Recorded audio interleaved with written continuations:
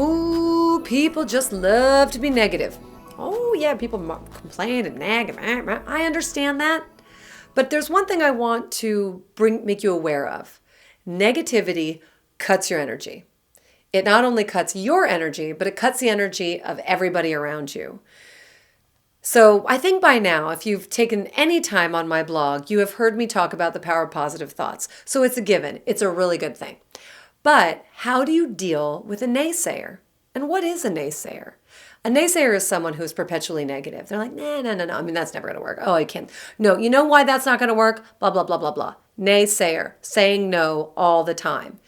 First, you need to be aware of what the power of someone who's negative all the time.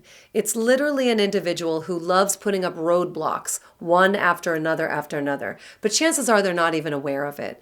So by you bringing your awareness to it and being calm, maybe even a little compassionate, you give yourself the opportunity to maybe bring it to their attention, which is my second point.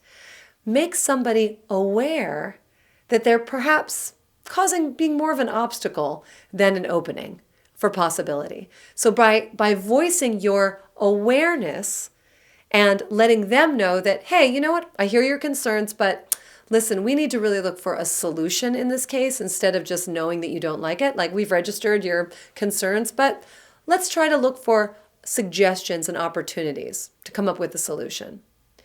Now, the next item up for consideration is for you to think about some of your choices, because if you just are reacting to their negativity, then you're just a naysayer yourself. So there's a very common improv rule, which is yes and. In this case with a naysayer, you want to validate their concern, but then shift it slightly. So say, okay, no, I hear you. We may not have time for that, but let's say it took us an hour.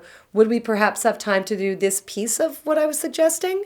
So offer a shift, offer possibility within their frame of concern, because the idea is you want to get to a solution.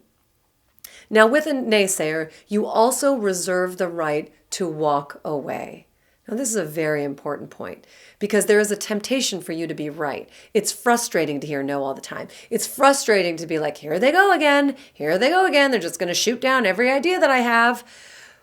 I want you to reserve the right to stay very clean. Do not feel the need to go after them, but really walk away, meaning table the conversation. It's better to walk away than to engage in a negative battle. It will get you nowhere. And if you are aware of that, you can have the option to come back to it later. To say, you know what, it sounds like we're not really reaching an agreement right now. Why don't we just table this and we'll move on to something else? If you don't think they'd even be open to that, you can literally say, oh, I forgot, I need to take care of one thing. I'll be right back. That shift of the energy right in that moment gives you the opportunity to start fresh the next time you come together.